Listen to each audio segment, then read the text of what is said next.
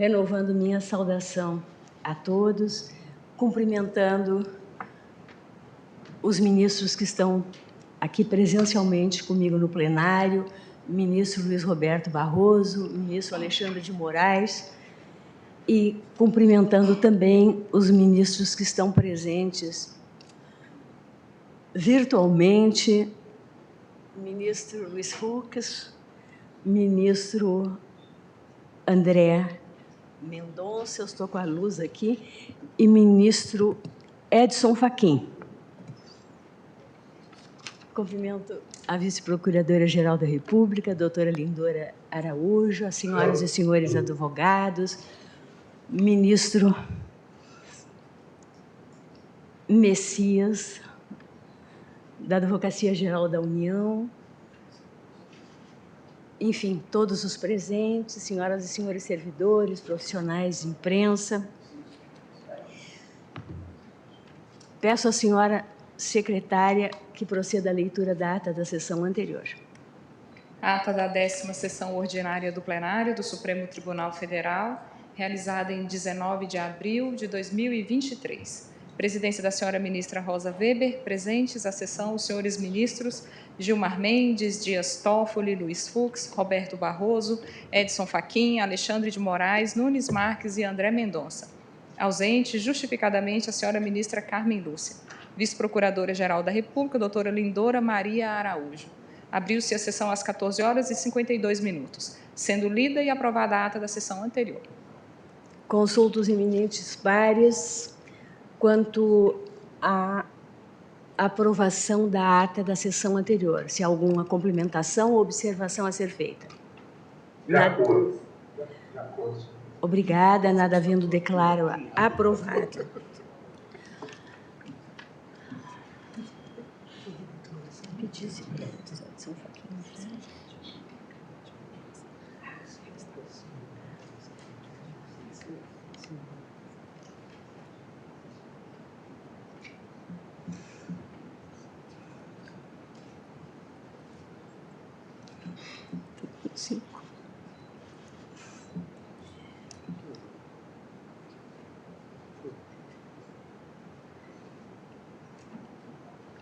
Tem quórum. Estamos aguardando porque caiu a conexão com o ministro Edson Fachin, que está presente, mas estamos aguardando uns minutinhos, mas eu vou fazer o pregão e aí, Vossa Excelência, o relatório, Vossa Excelência já passou o relatório para todos os colegas, pelo menos nós adiantaríamos, porque as procuradoras e os procuradores estão para sustentação oral.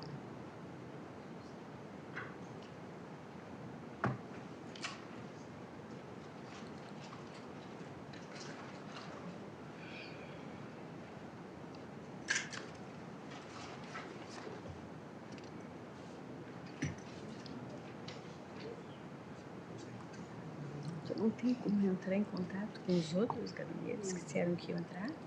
Tu já entrasse?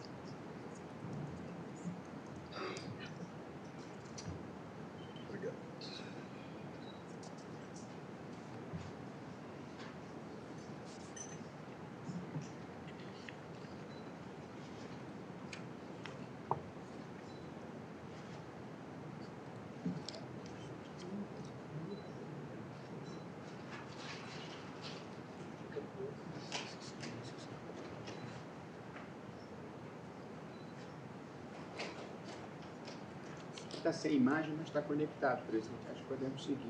Ah, não, agora sim. Muito bem-vindo, ministro Edson Fachin. Faço o pregão. Boa tarde, presidente.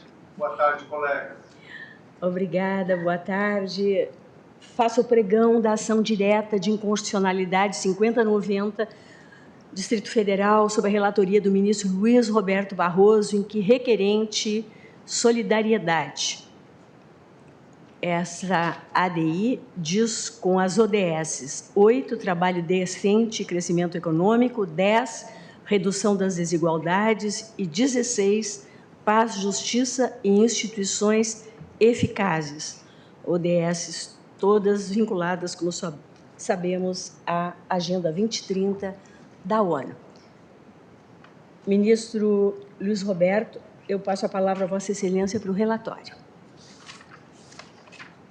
Muito boa tarde, presidente, ministra Rosa Weber, senhora vice-procuradora-geral. Senhora presidente, a Vossa Excelência está sem áudio. Como? Perdão, Sem áudio. ministro Fux não está ouvindo o ministro Luiz Roberto? Ele que está a falar. Eu não estou conseguindo ouvir. Agora, ministro Fux, me ouve? Estou aqui no lugar, presidente. Boa tarde. Ministro Fux. Eu estou ouvindo bem. Ministro André, Vossa Excelência nos ouve? Ouço bem. Ministro Fux, Vossa Excelência não nos ouve? Tem que ligar o aparelho. Ministro Fux, Vossa Excelência não nos ouve? O áudio parece que está desligado, o sinal do áudio.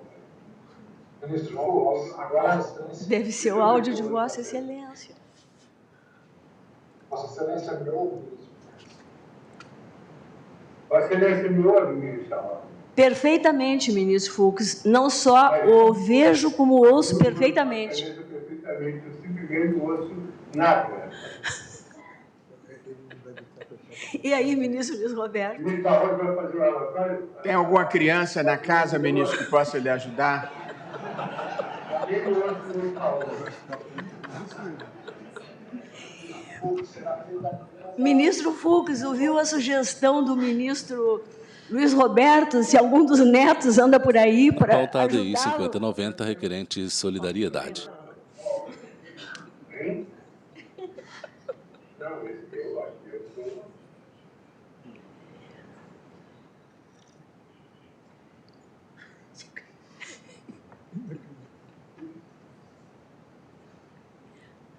Eu estava ouvindo.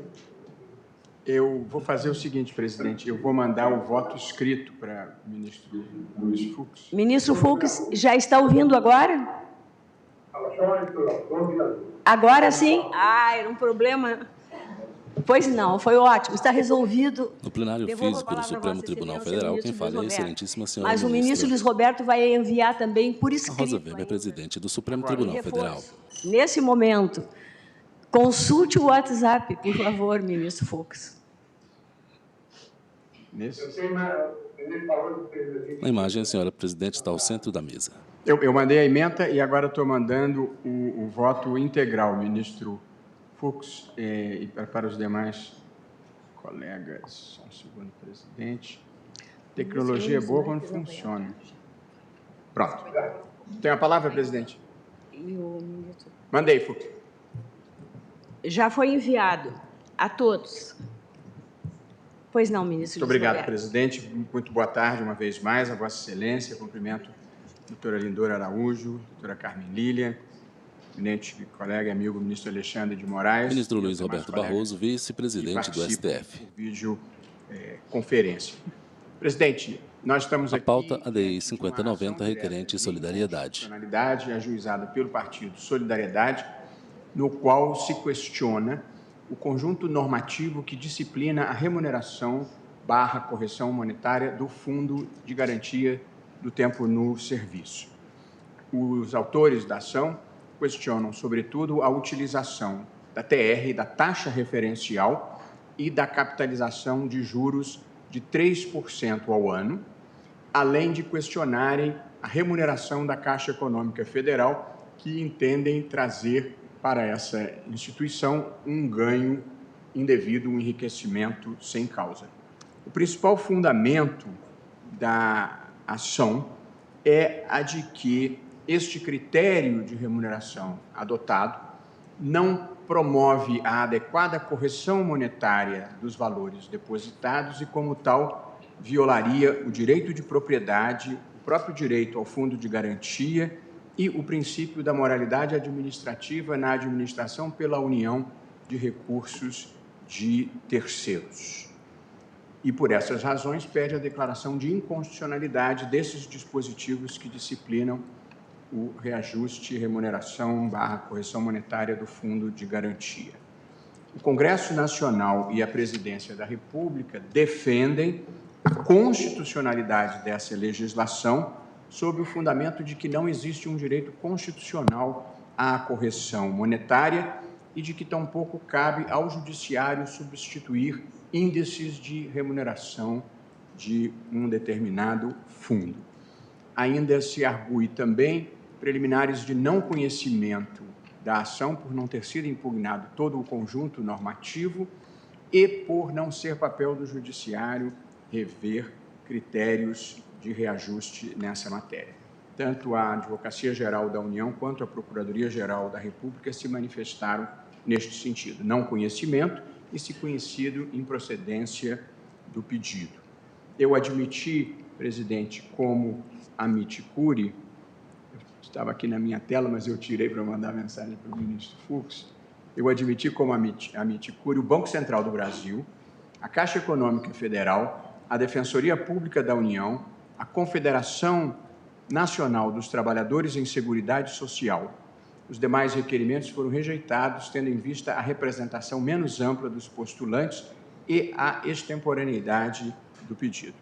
Ainda na sequência desse processo, presidente, que já dura muitos anos, em abril de 2018, o Superior Tribunal de Justiça julgou recurso especial representativo de controvérsia que tinha por objeto precisamente essa temática da aplicação da TR como taxa de remuneração dos saldos do Fundo de Garantia. E o STJ negou o provimento ao recurso e firmou a seguinte tese: a remuneração das contas vinculadas ao FGTS tem disciplina própria, ditada por lei, que estabelece a TR como forma de atualização monetária, sendo vedado, portanto, ao Poder Judiciário substituir o mencionado índice, fecho aspas. Portanto, essa questão, em sede infraconstitucional, foi debatida e deliberada no Superior Tribunal de Justiça com decisão desfavorável à tese postulada aqui, entendendo-se que não caberia ao Judiciário rever a incidência ou não da TR. E ainda, no âmbito do Supremo Tribunal Federal, em ocasião pretérita, se negou repercussão geral a essa mesma discussão.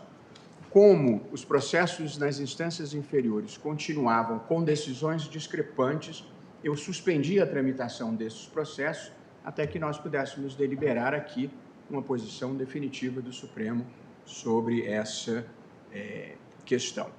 A Advocacia Geral da União, o Banco Central e a Caixa Econômica Federal ainda ingressaram nos autos, afirmando que houve modificação na legislação por leis federais de 2017 e de 2019 supervenientes que teriam alterado esse critério de remuneração e, consequentemente, pediram a perda de objeto desta ação em curso, tendo se manifestado contrariamente à perda do objeto, tanto a Procuradoria-Geral da República quanto Ministro a Luiz Roberto Barroso, vice-presidente do STF. Na medida em que, embora haja legislação nova, os antigos dispositivos continuaram em vigor.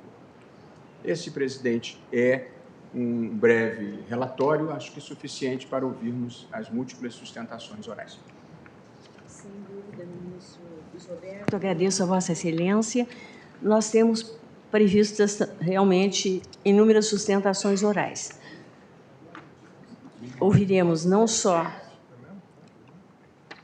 o requerente, quanto ao ministro Jorge Messias, pela AGU, e temos 4 amicus curiae, que vão dividir o tempo de 30 minutos, ou seja, os 15 em dobro. Daria 7 minutos e meio para cada um, eu vou arredondar para 8 minutos, que fica, né, mais razoável. E depois ouviremos a doutora Lindora Araújo. Então, começamos ouvindo o doutor... É o doutor Alisson ou o doutor Saul? Os dois vão falar?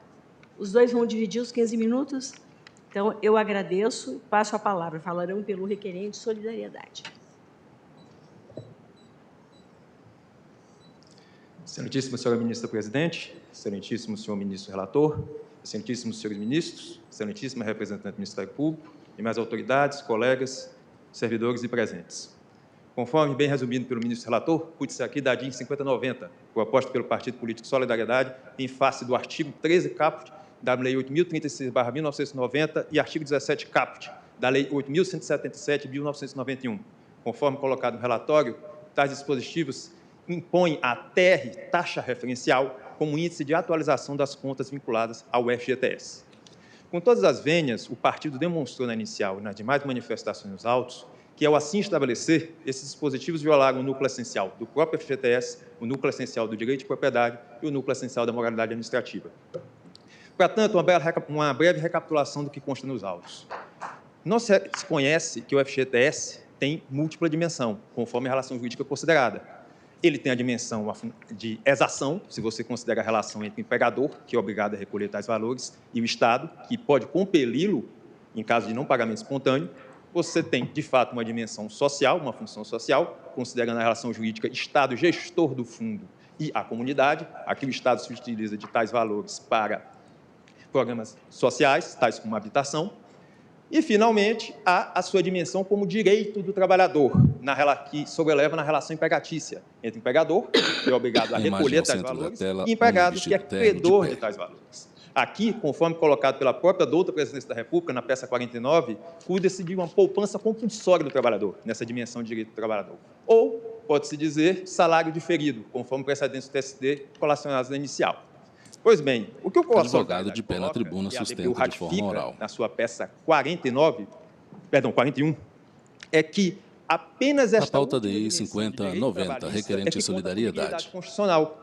Apenas esta dimensão está na Constituição, no artigo 7º, inciso 3º, como direito essencial do trabalhador. Portanto, com as demais dimensões, as demais funções, são meras autorizações legislativas. O núcleo essencial do FGTS deve se considerar o direito do trabalhador, o salário deferido, a poupança compulsória. E por que isso é importante? Porque esta Suprema Corte já afirmou, em diversos precedentes, as ADINs 4357, 4372, 440 e 4425, que a garantia da propriedade de valores inclui a correção monetária. Por quê? Peço a vênia de ler aqui o voto do excelentíssimo ministro Luiz Fux, na de 4425. Abre aspas. A correção monetária de valores, no tempo, é circunstância que decorre diretamente do núcleo essencial do direito de propriedade. Artigo 5º, Constituição Federal, artigo 5º, inciso 22. Corrigem-se valores nominais, para que permaneçam com o mesmo valor econômico ao longo do tempo, diante da inflação. A ideia é simplesmente preservar o direito original em sua genuína extensão. Nesse sentido, o direito à correção monetária é reflexo imediato da proteção da propriedade. Deixar de atualizar valores pecuniários ou atualizá-los segundo critérios evidentemente incapazes de capturar o fenômeno inflacionário representa aniquilar o direito de propriedade em seu núcleo essencial. Fecha aspas. No caso, com todas as vênias, há sim uma relação de titularidade do trabalhador em relação aos depósitos na sua conta FGTS. Repita-se, única dimensão com dignidade constitucional. Para tanto, basta ver a Lei 8.036/1990, que regulamenta a FGTS. A mesma estabelece, por exemplo, que em caso de morte do trabalhador, tais valores não são devolvidos ao empregador ou vertidos para o Estado. Vão para os seus dependentes previdenciários e, em último caso, se não existem dependentes previdenciários, os seus sucessores. Outro ponto, a própria Lei 8.036/1990 deixa expresso que tais valores da conta do trabalhador são absolutamente impenhoráveis. Por que dessa ressalva? Porque, se não houvesse essa ressalva, em princípio, seriam penhoráveis. Penhoráveis significa dizer o quê? Que integram o patrimônio do trabalhador. Portanto, há sim um controle econômico, há uma titularidade do trabalhador em relação às suas contas, há um direito de propriedade das suas contas, salvaguardado pelo artigo 5º, inciso 20 da Constituição Federal. Consequentemente, no núcleo essencial desse direito, conforme o precedente desta Corte, está a correção monetária. E, com todas as vênias possíveis, essa a taxa referencial, não atende este comando da correção monetária, conforme também o precedente desta Corte. Repetindo, a própria ADIN 4425 entendeu que a TR não atenderia o núcleo essencial do direito de propriedade, mais exatamente a necessidade de correção monetária, porque é calculado antes do fenômeno inflacionário. Antes do fenômeno inflacionário, ex ante. Até 1994, era uma expectativa de inflação futura e depois nem isso. Basta ver, com dados concretos, que desde 1999 a março de 2023, enquanto a TR acumulou 45%, o IPCA foi mais de 350%. O INPC foi mais de 350%. Com todas as vênias... Alisson Souza Mourão, sustentação oral, advogado de pé. Na pauta DI 5090, requerente solidariedade. Direito de titularidade do trabalhador. E, finalmente, com todas as vênias possíveis, erra a AGU e o Bacen a sustentar que, com a Lei 13.446 de 2017, teria havido a perda de objeto da ação. De fato, essa lei de 2017, a partir dessa lei de 2017, houve um aumento da rentabilidade do fundo, consequentemente, maior distribuição em poucos trabalhadores. Mas, conforme bem lembrado pela própria... Ministros julgam ação que discute a utilização da taxa referencial para a correção monetária das contas vinculadas do Fundo de Serviço de Garantia não se por tempo de estabelece ali serviço. necessariamente que, com aquela distribuição maior, os valores, pelo menos, serão salvaguardados pelos efeitos corrosivos da inflação. Portanto, não houve ali perda de objeto. Basta ver que a própria AGU, em sua última manifestação nos autos, peça 1188, coloca que no ano de 2021, apesar dessa distribuição a maior de valores, não se superou o IPCA daquele ano. Portanto, não há ali uma previsão expressa de salvaguarda do FGTS em relação ao fenômeno inflacionário. Portanto, o que o Partido Solidariedade pede apenas que seja prestigiado aqui nesta Suprema Corte a única dimensão com dignidade constitucional do FGTS, de todos que vão ser defendidos aqui, que é de direito do trabalhador, de salário deferido, de poupança compulsória. E reconhece nesse direito aqui, por conta dessa dimensão, a relação do trabalhador com suas contas é uma relação de propriedade, de titularidade, portanto, tem em seu núcleo essencial a correção monetária, e que a TR, como já também passado nessa corte, não é índice de correção monetária. Nesse sentido, só me engano, na AGU, na peça 52, TR não é índice de correção monetária, é índice de remuneração de capital. Portanto, com todas as vênias possíveis, pede-se requer o provimento da presente ação, no sentido de se reconhecer a inconstitucionalidade dos dispositivos ora impugnados, reconhecer a TR como índice insuficiente para atender o núcleo essencial do direito de FGTS, o núcleo essencial do direito de propriedade, e se estabeleça ou IPCAE, ou INPC, ou ao menos qualquer índice que realmente seja de correção monetária. É o que se pede, é o que se requer.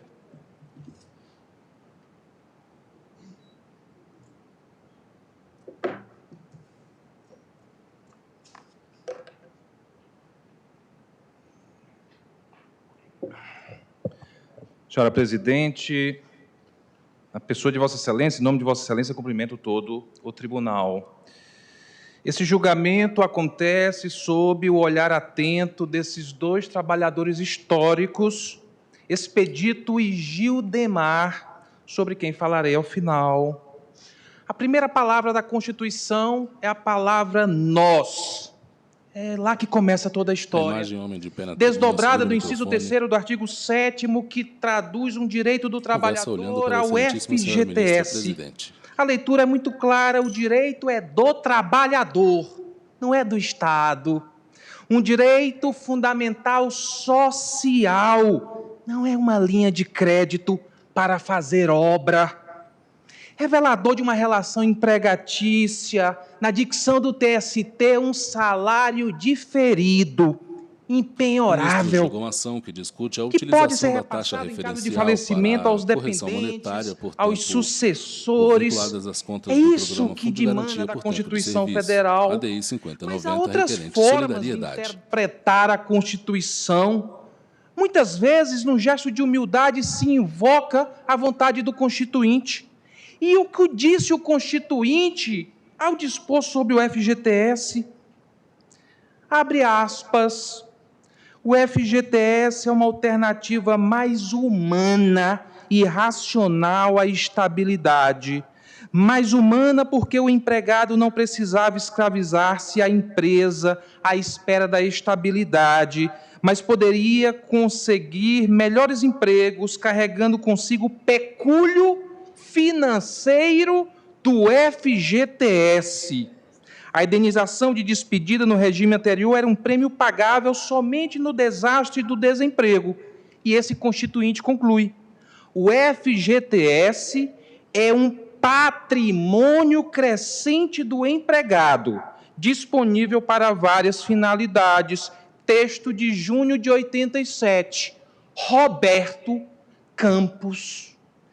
Nem o mais liberal dos estadistas da República chegou a imaginar que 35 anos depois, os trabalhadores abraçados com os amigos da Defensoria Pública estariam perante a Suprema Corte, se defendendo do Banco Central, se defendendo da Caixa Econômica Federal, se defendendo da Advocacia Geral da União, suplicando pela correção monetária do que lhes pertence.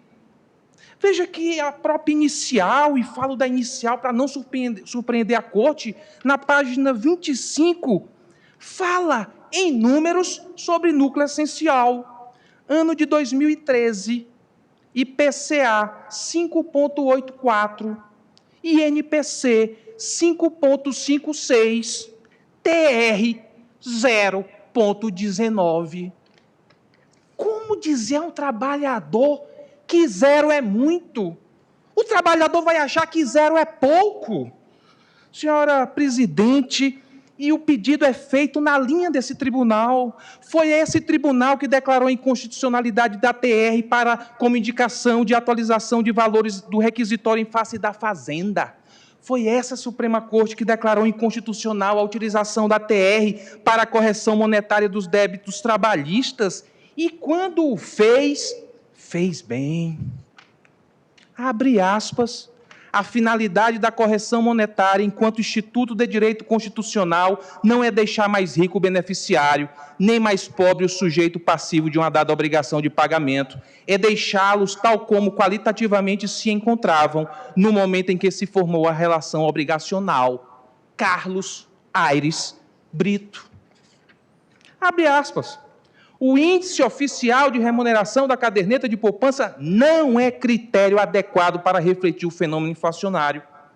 Luiz Fux, veja o encerramento. A taxa referencial não é índice de correção monetária, pois refletindo as variações do custo primário da captação dos depósitos a prazo fixo, não constitui índice que reflita a variação do poder aquisitivo da moeda. Sua Excelência o ministro Moreira Alves. Senhora presidente, senhora ministra Carmen Lúcia, outros ministros, eu encerro. O fim é o começo. Esse julgamento acontece sob o olhar atento desses dois trabalhadores históricos.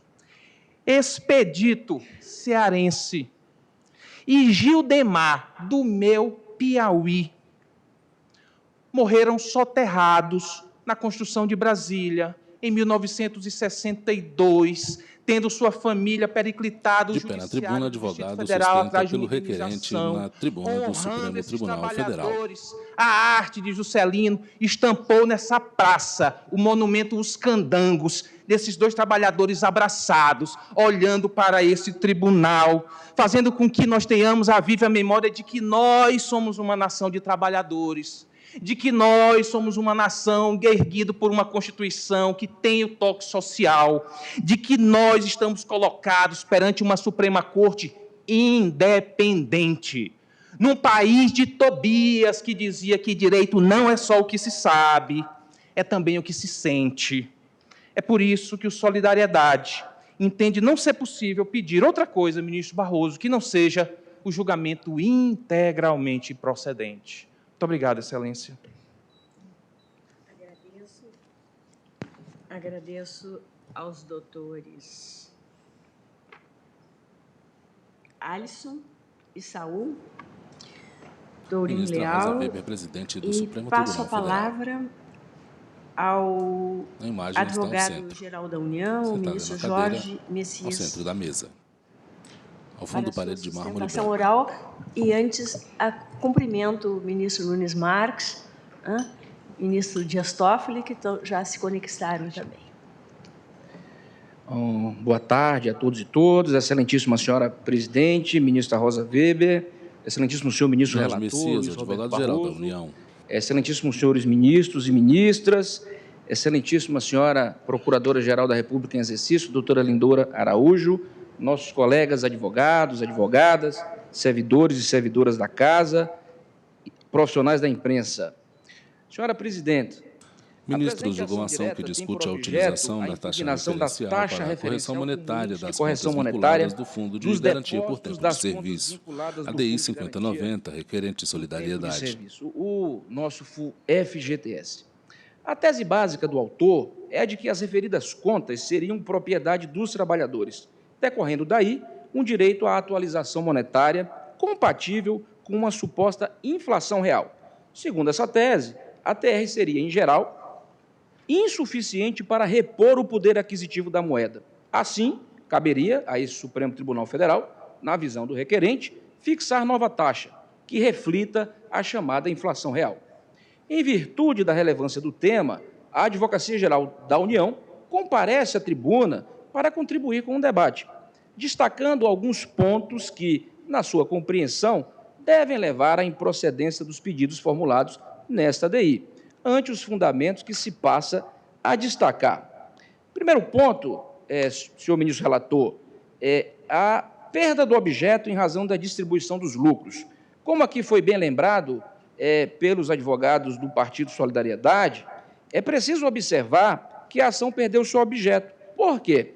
No nosso entendimento, as leis 13.446 de 2017 e 13.932 de 2019, ao alterarem a forma de remuneração das contas do FGTS, modificaram o panorama normativo impugnado pelo autor. E aqui se trata de uma alteração bastante significativa, como vamos demonstrar.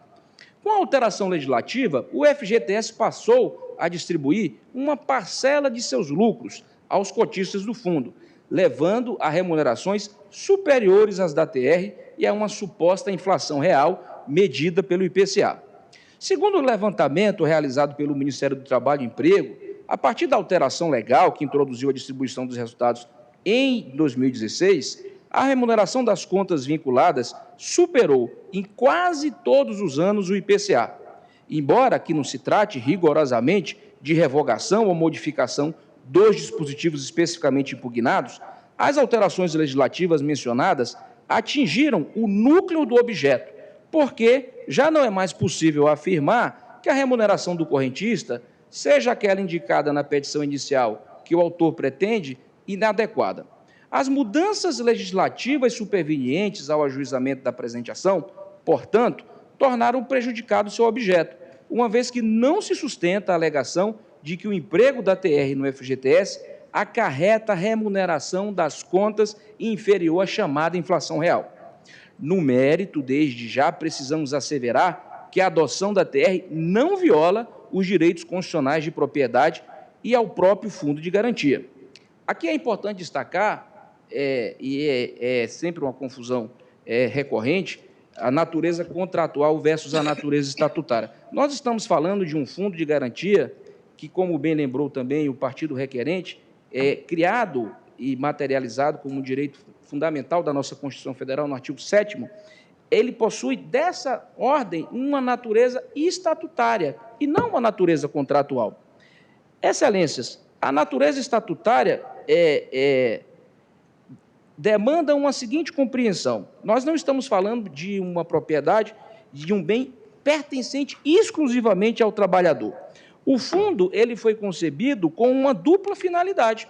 Primeiro, de fato, servir como instrumento de garantia à subsistência dos trabalhadores, em caso de dissolução do vínculo empregatício, e segundo, fomentar políticas públicas por meio do financiamento de programas de habitação popular, de saneamento básico e de infraestrutura urbana. E aqui reside, no meu entendimento, o ponto fulcral da questão.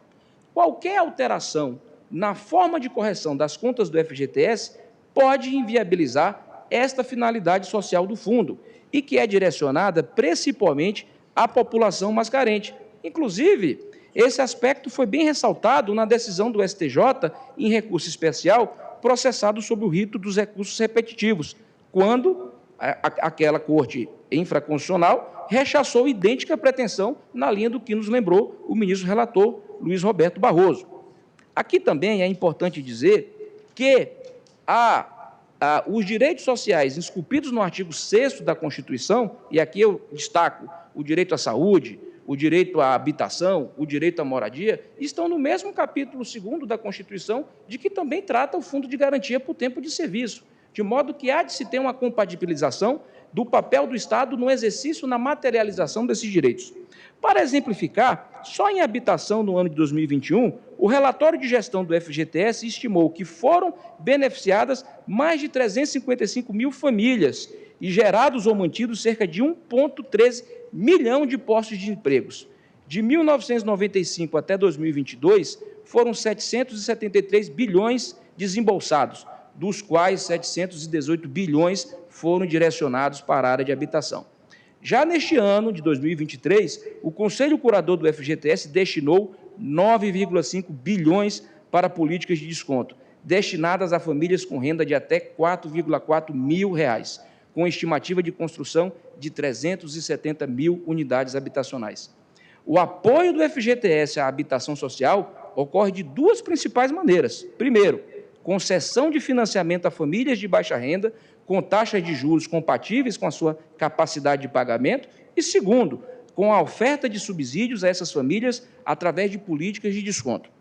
Para ilustrar, excelências, a carteira de crédito habitacional da Caixa, a tradicional do mercado, que é baseada no IPCA, um dos índices aqui invocados pelo partido autor da inicial, é hoje da ordem de 4,33% mais o IPCA. Já o FGTS é capaz de prover financiamento a um custo muito inferior. Aqui nós estamos falando de um custo total repassado ao sistema financeiro, na média de 4,96% no total.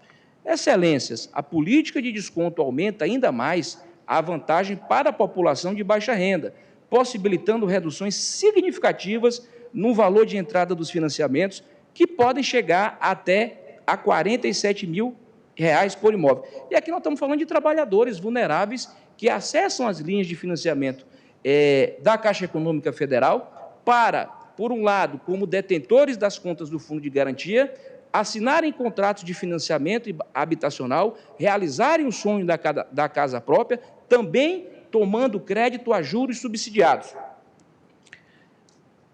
Ministro Barroso, para que se tenha ideia, o novo programa Minha Casa Minha Vida, importante política pública estabelecida pelo governo do presidente Lula, prevê a meta de contratação de 2 milhões de unidades habitacionais, sendo que 1,5 milhão serão financiadas pelo FGTS.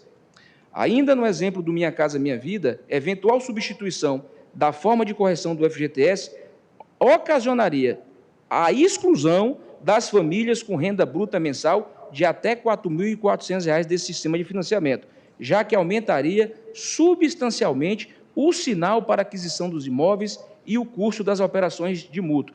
Ou seja, os mesmos trabalhadores que se busca proteger seriam afastados do seu direito à moradia, também constitucionalmente protegido pelo artigo 6º da Constituição Federal. Aliás, caso se julgue procedente essa ação direta, os financiamentos já concedidos também serão afetados. Por quê? As cláusulas contratuais entre FGTS e instituições financeiras e mutuários prevêem expressamente que qualquer mudança no índice de atualização dos depósitos das contas vinculadas do FGTS será imediatamente aplicada aos contratos de mútuo. Aqui, senhora presidente, nós estamos falando no número de 5,3 milhões de contratos que deverão ser revistos. Na pauta DI 5090, requerente solidariedade. Isso elevaria a prestação mensal dos mutuários de baixa renda, prejudicando sensivelmente essa faixa da população, além de elevar a probabilidade de um movimento sistêmico de inadimplência. Por exemplo, o montante da taxa de juros atualmente aplicada nas operações habitacionais lastreadas com o FGTS, aqui é importante ilustrar, a taxas de 6,26 a 8,90, a troca da TR pelo IPCA importaria na aplicação de taxas entre 10,42 a 13,06 e pelo INPC de 10,56 a 13,20 ao ano. Ou seja, o que se julga aqui vai muito além do reconhecimento de um passivo ou de uma dívida estatal. É sobre a vida de quem mais precisa, é sobre assegurar o direito à moradia, é sobre realizar o sonho da casa própria. Também é importante dizer que é necessário se manter um modelo de equilíbrio, ministro Alexandre de Moraes, do Fundo de Garantia. O equilíbrio do Fundo de Garantia depende, então, da correção dos saldos das contas do FGTS pela taxa referencial, sob pena de se inviabilizar a realização de inúmeros programas sociais. É dizer, aumentar o índice de correção necessariamente impactará o custo dos créditos concedidos com recursos do fundo, tirando toda a sua vantajosidade para operações de financiamento de programas de acesso à moradia, saneamento básico e infraestrutura. Em razão desta natureza que destaco, estatutária dúplice e das finalidades legais do fundo, as condições mais favoráveis de financiamento oferecidas atualmente pelo FGTS estão intrinsecamente ligadas à sua forma de remuneração. É importante também que se diga que a Constituição trata o FGTS no mesmo capítulo do que trata os direitos sociais, como aqui lembrei. A realização dos direitos sociais exige, pois, a sua compatibilização quando em conflito e afasta, portanto, uma visão focada exclusivamente no direito do trabalhador de propriedade e a uma suposta correção com base na inflação real. Excelência, senhora presidente, senhor relator, é preciso pôr fim às disputas judiciais por índice de correção monetária e os malefícios de uma economia indexada. Precisamos dar um passo adiante, superar a busca pelo judiciário toda vez que os índices estabelecidos pelo Legislativo desagradam circunstancialmente os interesses de uma das partes na relação. Já tivemos Selic no passado recente a 2%. E isso é um reflexo importante para o desenvolvimento econômico do nosso país, para a tomada de empréstimos na habitação popular, na construção civil em geral. Agora, quero destacar um aspecto muito pouco lembrado neste caso, que é o impacto na empregabilidade. Aqui é preciso que seja considerado que qualquer mudança do índice de atualização monetária também impactaria no custo da empregabilidade, já que a multa rescisória da demissão sem justa causa, atualmente na ordem de 40%, ela é paga exatamente em cima do saldo das contas individuais. Trata-se aqui do custo Brasil, excelências. Custo esse que não será assimilado apenas pelo Estado, tal como a remuneração das contas em razão dos expurgos dos chamados planos econômicos. Essa conta, por certa, também atingirá todo o setor produtivo brasileiro. Também aqui teremos um impacto significativo na eventual recomposição do fundo. Além do risco para a empregabilidade, do impacto sobre o custo do financiamento de políticas sociais, uma alteração da correção do FGTS sem qualquer modulação poderia levar à insuficiência do patrimônio líquido do fundo para saldar os débitos. Isso porque, em valores atualizados pelo INPC até 2022, seria gerado um passivo para o fundo de mais de 661 bilhões de reais, valor muito superior ao seu patrimônio líquido, que orbita na faixa de 118 bilhões de reais. Eu gostaria, senhora presidente, de fazer um distinguish em relação aos precedentes deste Supremo Tribunal Federal sobre a inconstitucionalidade da TR. Veja, aqui foi citado pelo partido autor. É importante assinalar a total diferença deste caso em relação aos precedentes nos quais essa Suprema Corte firmou a inconstitucionalidade da TR. É que, naquelas oportunidades, as razões de decidir sempre se conectaram ao contexto normativo da utilização da TR, e não a taxa em abstrato. Veja-se, ministro Alexandre de Moraes, nas ADIs 4357, 4425 e no tema 818, de repercussão geral, quando se cuidou de precatórios e condenações da Fazenda Pública, a inconstitucionalidade decorreu da assimetria entre o particular e a Fazenda Pública, quanto aos critérios de correção do crédito. A assimetria é que foi considerada inconstitucional, não a aplicação do índice. É importante estabelecer essa diferenciação. Na ocasião, o tribunal analisou a hipótese de prestação devida pela Fazenda, que, em razão da sua demora, não foi paga tempestivamente. Assim, o decurso do tempo, levando à perda do valor do dinheiro, seria resultado de um ato ilícito do devedor. Essa situação, excelências, não encontra paralelo na situação do FGTS, em que não há nem demora causada pelo ente público, nem ato ilícito. A rigor, excelências, nem se pode afirmar aqui que as regras vigentes implicariam qualquer perda do poder de compra pelo trabalhador, já que, como demonstrado nos autos dos memoriais entregues a cada gabinete, a atual política de distribuição dos resultados do FGTS tornou, nos últimos anos, a remuneração paga pelo fundo muito mais lucrativa, superando sistematicamente a inflação. Mas, ainda que não fossem, essas razões seriam bastantes para mostrar que se está diante de circunstâncias muito diferentes daquelas discutidas nos casos de atualização monetária envolvendo dívida da Fazenda Pública. Por fim, eu gostaria de assentar que o legislador, em boa hora, encontrou ministros de alguma ação que discute a utilização da taxa referencial para correção monetária por tempo de serviço. Na atual moldura legal, que é editada pelo Poder Legislativo e sancionada pelo Poder Executivo em 2019, que é a distribuição dos lucros, que tem gerado benefícios importantes aos trabalhadores, sem comprometer a sustentabilidade econômica e financeira do FGTS e sem impactar sistemicamente no cenário de financiamento das políticas sociais. Por fim, senhora presidente, diante do exposto, agradecendo a atenção de vossas excelências, a Advocacia Geral da União manifesta-se pela extinção do processo, sem julgamento de mérito, em razão do prejuízo, e no mérito pela improcedência dos pedidos veiculados pela requerente. Meu muito obrigado. Agradeço ao ministro Jorge Messias e passaremos agora a ouvir os amigos curiae. No caso, a começar pela Caixa Econômica Federal, vai falar o doutor Jailton Zanon de Oliveira. Nos 8 minutos. Muito obrigado. Excelentíssima senhora presidente, ministra Rosa Weber, excelentíssimo senhor ministro relator, Luiz Roberto Barroso, ministro Alexandre, senhores ministros. A Caixa comparece nessa tribuna, extremamente honrada, pretendendo colaborar com a Corte na discussão de um tema tão relevante para os trabalhadores, mas para a sociedade, de uma forma geral. Eu vou iniciar rapidamente, fazendo um breve comentário sobre a menor parte que se discute na ação em relação à remuneração da empresa, mas apenas para destacar.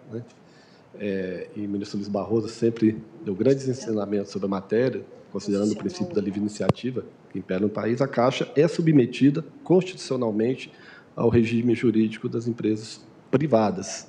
E, nesta condição, ela não pode prestar nenhum serviço sem ser adequadamente remunerada. Daí, simplesmente daí, a remuneração prevista em lei e que busca tão somente compor os custos e, claro, ter algum tipo de remuneração por conta da sua atividade. Obrigado. Mas esse não é o ponto principal que se busca discutir nesse processo. O que importa aqui é debatermos efetivamente a natureza jurídica, a natureza do FGTS. Ele tem, efetivamente, uma natureza de recurso do trabalhador, mas ele tem, principalmente, uma natureza de direito social, vai além daquele direito individual e patrimonial que é defendido na ação. E, como muito bem colocado por Sua Excelência, o ministro Jorge Messias, meu preclaro amigo, ele possui elevada importância em políticas sociais relevantes para o Estado, para a sociedade, habitação, saneamento e infraestrutura urbana. Eu vou destacar a habitação e o saneamento como pontos principais. E aí entramos na discussão constitucional, que aqui é colocada, e a tese colocada é que a remuneração que seria indevida, no dizer da parte autora, afrontaria o direito de propriedade. É fato, esse é um princípio que a Caixa realmente compreende que é preciso ser ponderado, ser colocado no debate do assunto. Mas há outros princípios que dialogam com a questão que é debatida nos autos. Princípios constitucionais tão relevantes ou mais relevantes, que dizem direito ao todo. E aí podemos citar, e para começar, o princípio da solidariedade social, esculpido na Constituição. E temos o princípio da dignidade humana, a garantia do desenvolvimento nacional, a erradicação da pobreza, a redução das desigualdades sociais e regionais, a promoção do bem de todos, como bem destacado pelo ministro Messias, o direito à moradia, todos princípios que buscam atingir efetivamente os mais necessitados. E aí, entende a Caixa que a ponderação de todos esses princípios deve levar à discussão de qual é o resultado efetivo que pode ser extraído ou que pode decorrer desse julgamento, ministro Barroso. Teremos, efetivamente, alguns que irão ganhar e outros que irão perder. Quem ganha? Quem mais ganha, no caso de alteração do índice e aplicação do IPCA? A Caixa... Na pauta ADI 5090, referente à solidariedade. E se identificou que da grande conta, estamos falando de mais de 600 bilhões de reais, dessa grande conta, 87% deste valor será destinado a 5% dos fundistas. 5%. Quem são esses fundistas? São aqueles que ganham por volta de valores acima de 10 salários mínimos, ou seja, os seletistas que têm salários maiores. Quem está na outra ponta? O trabalhador de menor renda, que ganha 1, 2, 3 salários mínimos, e onde a rotatividade é muito alta. Ele não permanece pouco tempo, ele não terá saldos elevados na sua conta. Apenas menos de 10% do impacto econômico será dirigido a esses trabalhadores. Irão ganhar valores que somam, em média, R$ 1.000, R$ 2.000, R$ 3.000 ou R$ 4.000. Mas eles, embora possa esperar, mas eles terão esse ganho, mas na outra ponta eles vão perder. E o que eles vão perder? É o que foi dito pelo ministro, o financiamento à casa própria. para essa classe, para aqueles que ganham 1, 2, 3, 4 salários mínimos, que é subsidiado, sim, pelo Fundo Direito Social e Coletivo, será extremamente prejudicado. E aí teremos aquela conta, que eu não vou repetir, que o ministro colocou. Nós teremos financiamentos que estão na faixa aí de 5% ao ano, que passarão para 10%, 11%, 12%, 13%. Nós conhecemos bem, ministro Barroso, quando se projeta no longo prazo essa diferença de taxa, o efeito é devastador na prestação mensal do trabalhador, que já tão pouco ganha, né? Por isso, e quando vamos falar de saneamento, né, o ilustre colega mencionou, né, os trabalhadores que faleceram na construção de Brasília, mas o FGTS também é usado, quando falamos em infra, também na contenção de encostas, né, que hoje ainda abate tantos brasileiros. Também é uma política pública que pode ser prejudicada, né? Ou seja, quando balançamos, né, quando ponderamos todos aqueles princípios, identificamos que não está-se a proteger verdadeiramente o trabalhador de baixa renda, aquele que, sim, se beneficia muito mais, porque é fato que os recursos daqueles que ganham mais são direcionados para os que ganham menos. E nada há de inconstitucional nisso. Não se fere direito de propriedade com isso, né? Prejudicar essas políticas, sim, no entender da Caixa, os prejudicaria. Eu vou concluir. A pauta DI 5090, tivemos aí, fomos gentilmente atendidos por vários ministros, e um destaque foi a importância de serem considerados todos esses princípios constitucionais, mas a Caixa não tem... De pé na tribuna, advogado faz sustentação oral. Procedência na pauta DI 5090, requerente solidariedade. Recursos que hoje são direcionados ao menos favorecidos no país, ou num dos países mais desiguais do mundo, serão direcionados para aqueles... Relator, o excelentíssimo senhor ministro Luiz Roberto Barroso, vice-presidente do STF. Vou pedir vênia, ministro Fachin, em uma na audiência que o ministro Fachin foi mencionado, constituindo-se numa verdadeira política Robin Hood às avessas, um resultado da ação nesse sentido. A Caixa agradece a atenção de Vossas Excelências. Agradeço ao doutor Jailton Zanon da Silveira e passo agora a palavra à doutora Tatiana Melo Aragão Bianchini, defensora pública federal, que fará pelo Amicus Curiae Defensoria Pública da União. Boa tarde, senhora presidente, eminente ministro relator, ministro Alexandre, ilustre representante do Ministério Público, senhora secretária.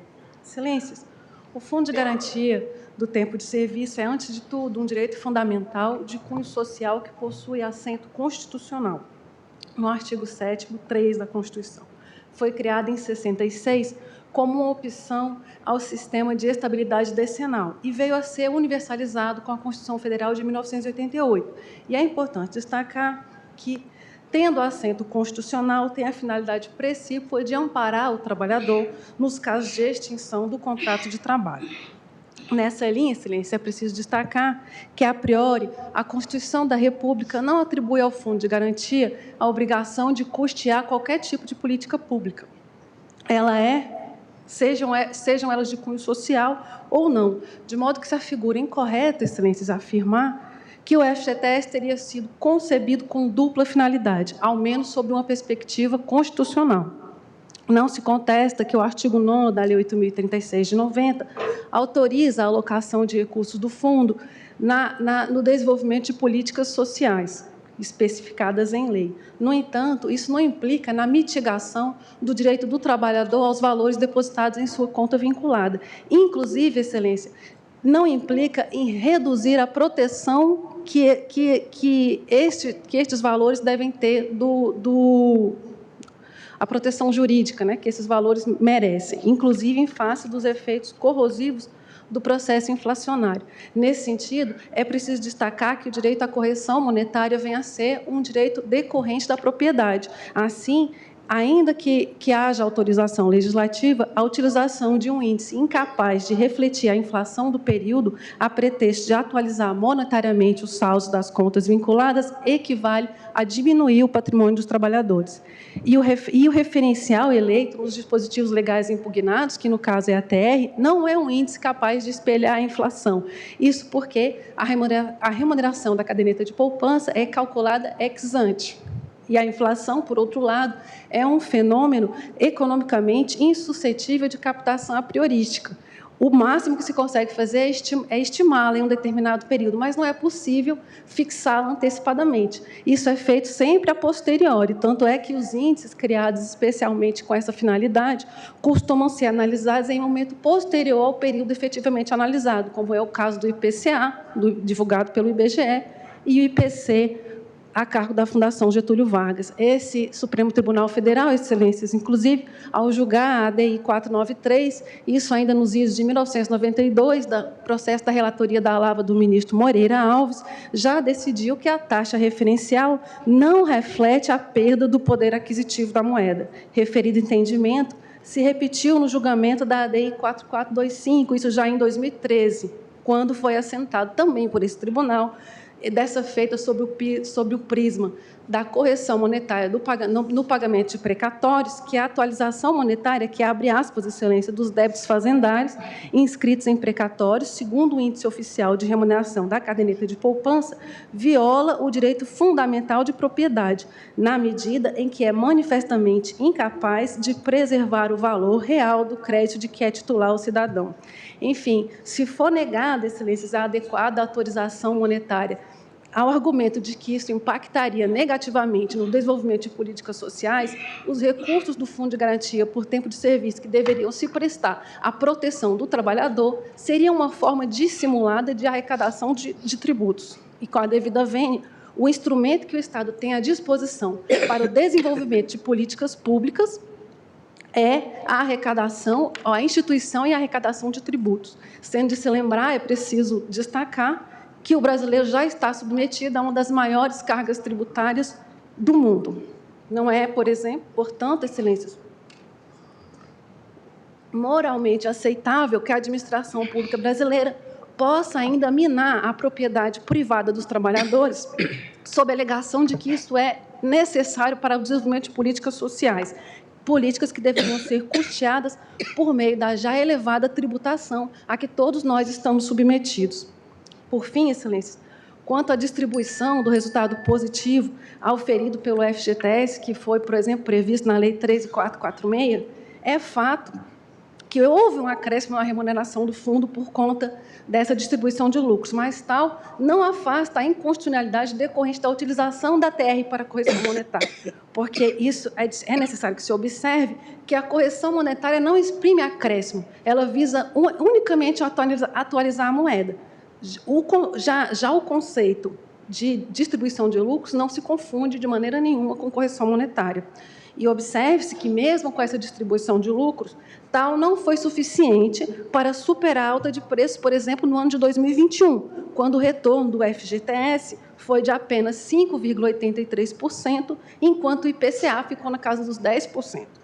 Antes do advento da lei, por exemplo, da Lei 13.446, quando ainda não havia essa distribuição dos lucros, a situação era ainda pior. O rendimento era extremamente minguado e facilmente superado pela inflação.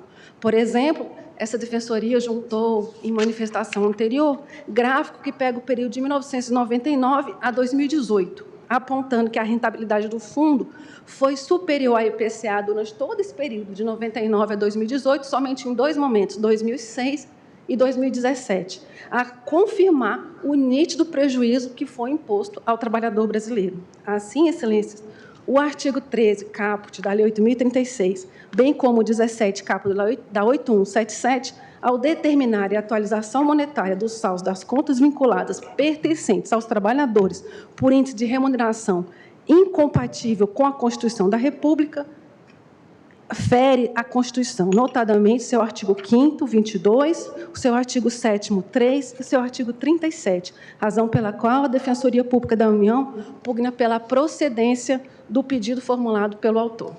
E agradece a atenção de Vossas Excelências. Agradeço a doutora Tatiana Melo Aragão Bianchini e concedo a palavra ao doutor Erasmo Vilaverde de Carvalho Filho, Procurador-Geral Adjunto do Banco Central, que falará pelo Amicus Curiae Banco Central do Brasil.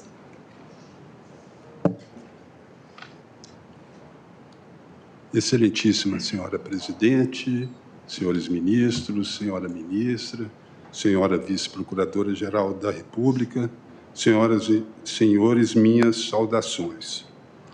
O papel do Banco Central neste processo, excelências, foi ressaltado pelo ministro relator na decisão que deferiu o ingresso do Banco Central nesta lide constitucional. Pedido de ingresso. A relevância do tema é evidente, assim como a representatividade do Bacen. Em se tratando de instituição competente para calcular a TR, não há dúvida de que sua participação trará subsídios importantes para o exame da questão constitucional.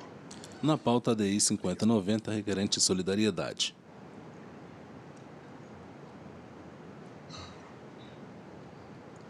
Então, excelências, é exatamente este o objetivo do Banco Central, trazer subsídios especificamente a respeito do cálculo da TR, que é este o papel do Banco Central. A TR, ou taxa referencial, é calculada com base na taxa básica financeira.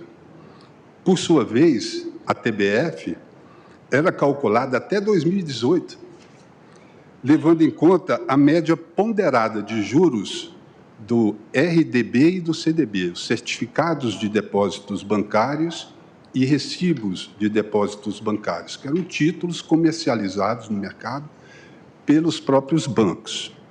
Essa era a base de cálculo da TBF, que, por sua vez, serve de base de cálculo para a TR. Ocorre que, com o tempo, o volume de comércio, de negociação de CDBs e RDBs no mercado diminuiu muito, deixou de ser significativo. Então, se as estatísticas do Banco Central continuassem a levar em conta os CDBs e o RDB, o que aconteceria? A TBF cairia e a TR também teria uma queda vertiginosa. Por isso, o Banco Central, em 2018, propôs, e o Conselho Monetário Nacional assim decidiu, nos termos da Resolução 4.624, modificar a base de cálculo da TBF, portanto, modificar a base de cálculo da TR. E essa modificação teve exatamente o propósito, excelências, de manter a TR nos mesmos níveis praticados para assegurar as expectativas das partes do FGTS. Gostaria de abrir aqui um pequeno parênteses, que o FGTS não foi inventado, não foi criado na Constituição de 1988. Ele é da década de 60. A Constituição constitucionalizou o fundo e recepcionou a legislação do FGTS. O fundo não tem caráter unidimensional. Data vênia, a Constituição não pode ser interpretada em tiras, aos retalhos. Não existe uma única disposição. Foi o fundo que foi constitucionalizado. E qual é a natureza do fundo? Ela não tem apenas uma dimensão de direito do trabalhador. Claro que é fundamental essa dimensão. Mas o fundo tem também a dimensão de financiar o crédito imobiliário, o saneamento básico, a infraestrutura urbana, que também são direitos sociais. Então, essa interpretação que foi feita aqui da tribuna, de forma brilhante nas sustentações orais que me antecederam, de que a única dimensão do FGTS é um direito do trabalhador, do ponto de vista constitucional, não procede, porque o que fez a Constituição foi conferir status constitucional a um fundo que já existia, o FGTS, e que já tinha todo um arcabouço normativo, para usar a palavra, né, em voga, um arcabouço que foi, então, constitucionalizado em 1988. Mas, muito bem, voltando à questão, O Banco Central, então, por meio da resolução de 2018, reviu o cálculo da TR, abandonou as CDBs e o RDBs, que deixaram de ser representativo, e passou a calcular a TR, a TBF, por sua vez, a TR, com base nas letras financeiras do Tesouro, no mercado secundário. Então, isto é, não o valor dos juros comprados diretamente do Tesouro, mas negociados no mercado. Então, os juros praticados no mercado, na negociação dessas LFTs, levam em consideração a inflação, levam em consideração uma série de fatores. E é essa amostra, essa base, que serve para a estatística que leva ao cálculo.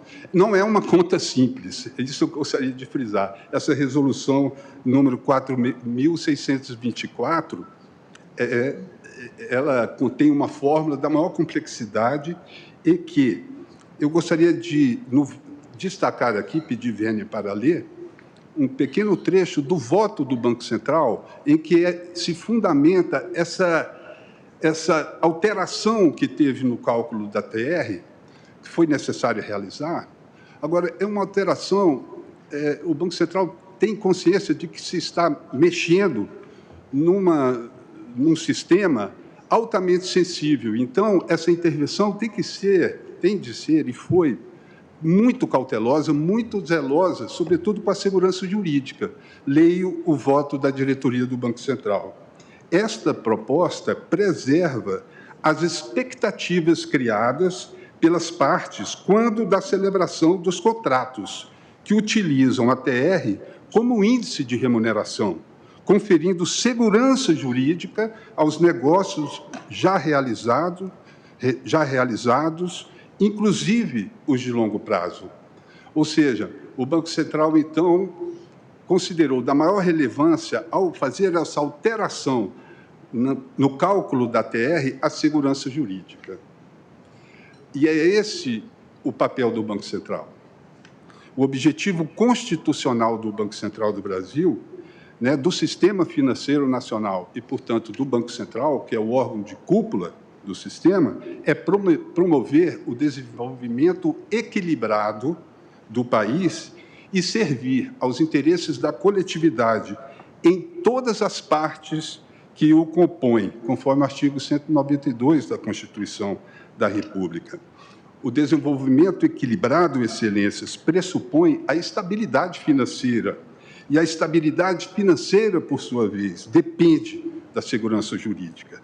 Eventual substituição do índice previsto em lei por outro índice fixado pelo Poder Judiciário, qualquer que seja ele, data vênia, em nada contribuiria para o desenvolvimento do país.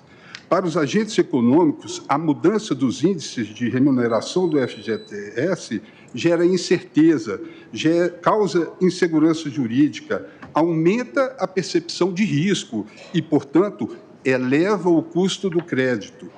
Nesta conjuntura atual em que o Banco Central envia esforços para trazer os índices inflacionários para dentro da meta, o que, infelizmente, impõe sacrifícios à sociedade brasileira, com a manutenção da taxa Selic em níveis reconhecidamente elevados, a revisão do FGTS, data vênia, implicaria no aumento ainda maior do custo do crédito imobiliário, estrangulando sobremaneira essa indispensável fonte de captação de recursos e de financiamento da habitação popular, do saneamento básico e da infraestrutura urbana. Por fim, cito o voto do ministro Gilmar Mendes, na ação originária número 1157 do Piauí, que, por sua vez, o ministro Gilmar Mendes se reporta ao ministro Eros Grau. Peço vênia para ler o texto deste acórdão. Doutor Erasto, já terminaram os 8 minutos. Pois não, Excelência, eu vou ler, então, só a frase núcleo desta ementa. Temo, inclusive, pela própria estabilidade do mercado, se nos desatarmos a indexar, a atribuir correção monetária e a transformarmos a exceção em regra, colocamos o mercado, que é tão prezado aqui, neste tribunal, em risco. O rompimento da regra do nominalismo instala a insegurança nos mercados. Com essas palavras, Excelência, espero o Banco Central ter trazido a esta Igreja Corte subsídios para o deslinde dessa 5090, requerente em solidariedade. Presidente, gostaria de fazer uma indagação ao advogado da tribuna. Pois não, ministro Luiz Roberto. O doutor Saul Tourinho, leal na sua sustentação, disse que houve momentos em que o IPCA era acima de 5% e que a TR era 0,17 ou alguma coisa assim. O senhor confirma essa informação e o que justificaria essa defasagem? Questão importante, Excelência.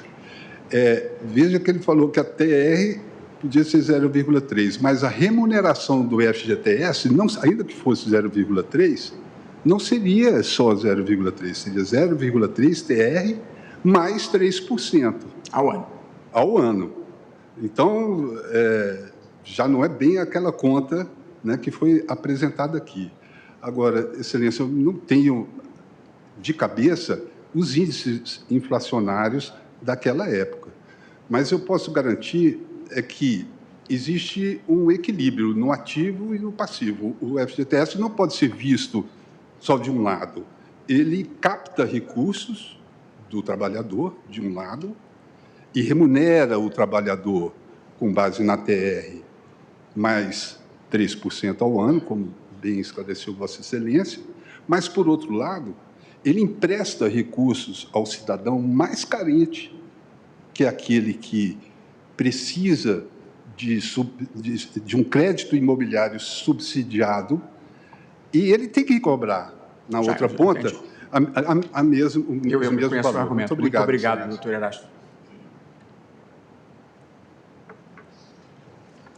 Então, agradecendo ao doutor Erasto Vilaverde de Carvalho Filho, eu agora passo a palavra ao doutor Raimundo César Brito Aragão, que falará pelo Amicus Curiae, Confederação Nacional dos Trabalhadores em Seguridade Social. Também até 8 minutos, doutor. Senhora Presidenta, senhores ministros, senhor ministro relator, Luiz Roberto Barroso, colegas advogados, colegas advogadas, colegas do Ministério Público, servidoras da Casa, trabalhadores e trabalhadoras do Brasil. Cito essa frase porque foi com esta frase que Getúlio Vargas inaugurou o direito que aqui se discute. Quando a CLT é aprovada, traz um artigo 477, ministro Barroso, que é a origem do tema aqui debatido.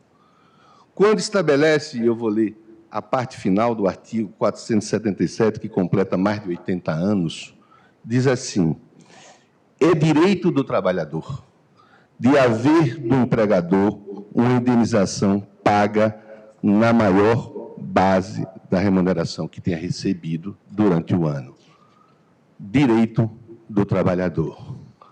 Depois, fundado no AI-2, da ditadura militar, é criado o Fundo de Garantia, que procura dar efetividade ou opção a esse direito nascido da CLT.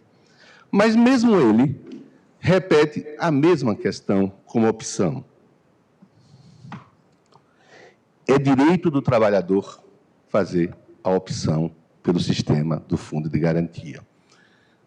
O exercício de dois direitos, ou o direito da indenização por tempo de serviço, ou o Fundo de Garantia por tempo de serviço. Similitude até nos nomes. A Constituição de 88, ao perceber que não havia mais opção pelo Fundo de Garantia, porque os empregados eram obrigados a fazer a opção, porque se não tivesse opção teria estabilidade do emprego, condicionaliza o direito. E eu quero fazer só de novo a mesma redação. São direitos dos trabalhadores urbanos e rurais. Inciso 3, o Fundo de Garantia por tempo de serviço. Por mais esforço hermenêutico que eu faça, por mais interpretação elástica que eu dê, eu não consigo perceber na CLT ou na legislação alterada pelo AI-2, ou na Constituição Federal, que é direito da Caixa Econômica receber parte do Fundo de Garantia. Não consigo em nenhum momento interpretar que é direito do Estado brasileiro ser copartícipe do Fundo de Garantia, recebendo parte do direito desse dinheiro, através do que esse Supremo Tribunal já decidiu, como confisco a utilização da TR. Não consigo interpretar direito da Caixa, direito do Banco Central, direito do Estado brasileiro. Ministra Rosa Weber, nós somos oriundos da Justiça do Trabalho. Militamos na Justiça do Trabalho.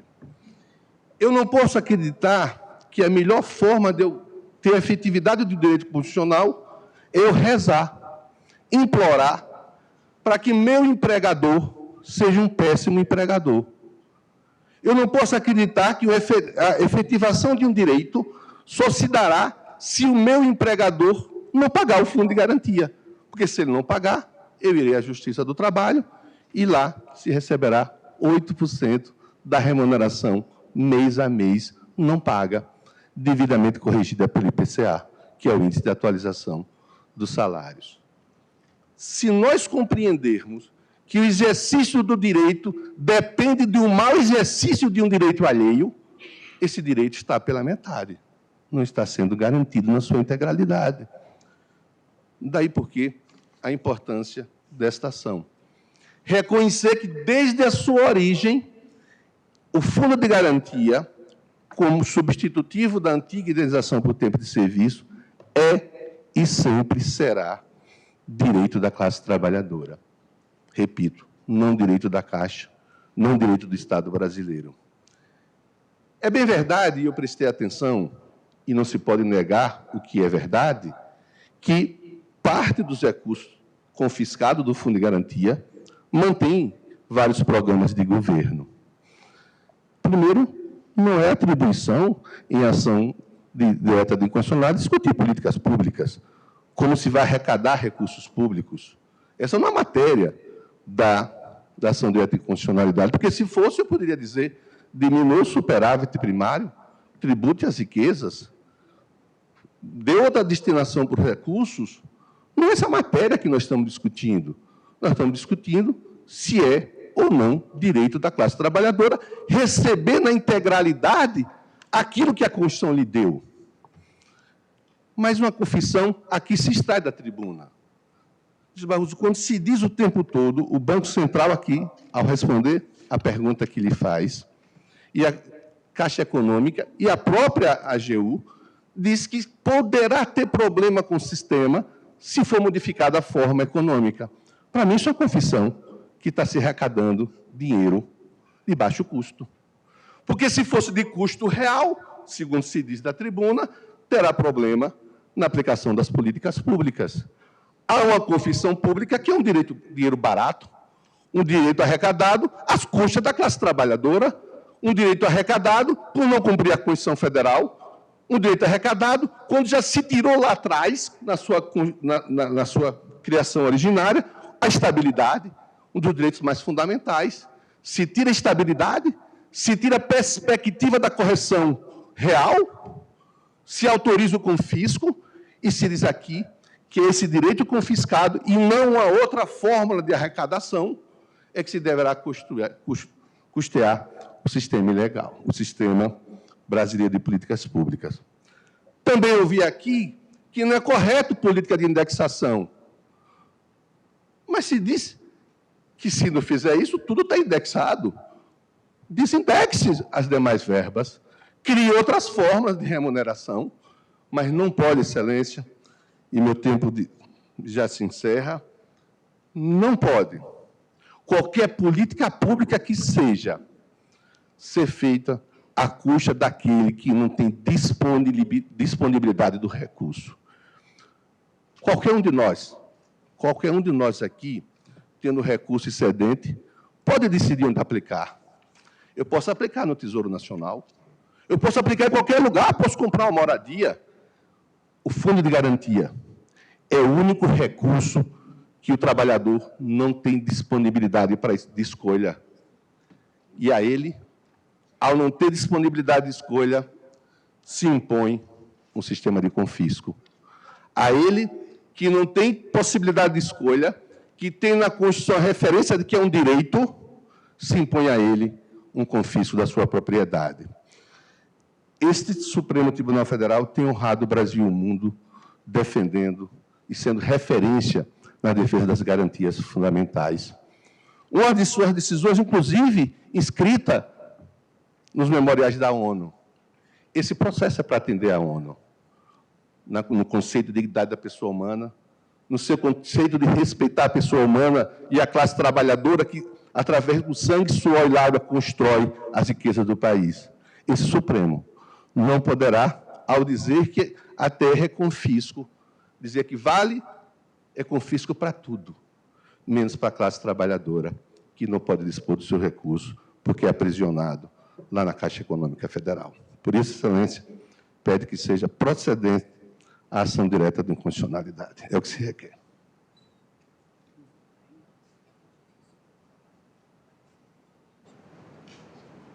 Não quer agora, nem depois do intervalo.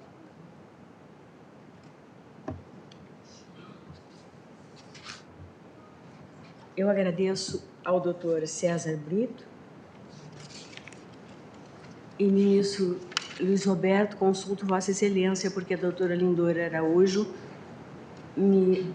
agora me noticiou que não vai fazer a sustentação oral. Consequentemente, eu estaria a devolver a palavra a Vossa Excelência, teríamos 5 minutos só antes do intervalo, então eu consulto se seria o caso de aguardarmos. Trago um voto de 30 minutos, presidente. Posso lançá-lo agora ou podemos fazer depois do intervalo, como melhor aprouver a Vossa Excelência? Eu tenho, acho que são 2 audiências agora, né? São 2. Eu voltamos. Prefiro que façamos agora o intervalo e voltamos depois com o voto de Vossa Excelência. Está suspensa a sessão.